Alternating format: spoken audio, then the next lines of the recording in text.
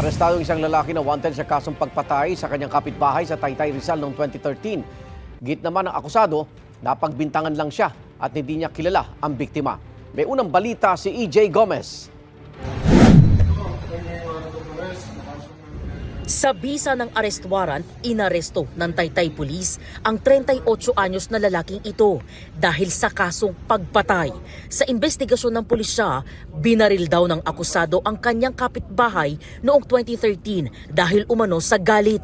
Fatally shot his neighbor with the use of firearm at napatay niya yung kanyang kapitbahay dahil lang sa personal grudge.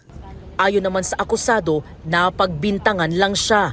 Hindi rin daw niya kilala ang nasawing biktima. Nandun lang po ako nun sa amin, nabalitas na balitaan na lang po namin kinabukasan na ganun po yung nangyari. Hindi po talaga ako yun. Tinuturo lang po ako na... Sa records ng pulisya, ilang beses nang naaresto ang akusado dahil sa iba't ibang krimen. Noong Pebrero dahil sa kasong alarming scandal at disobedience to an agent of a person in authority. Aminado siya rito. Lasing po ako nun yung alarm scandal. Tapos ano pong ginawa mo? Yung nagsisigaw po kasi po marami pong ano dun eh.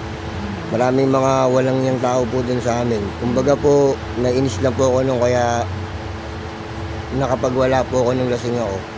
Noong 2021 naman sa Batangas, sa kasong qualified theft dahil umano sa pagnanakaw ng relo. Depensa niya, Hindi ka naman po talaga inuwain eh. Yung totoo po nun, nilagay lang po nila yun sa bag ko. Parang prinema po ako nung mga kasama ng boss ko.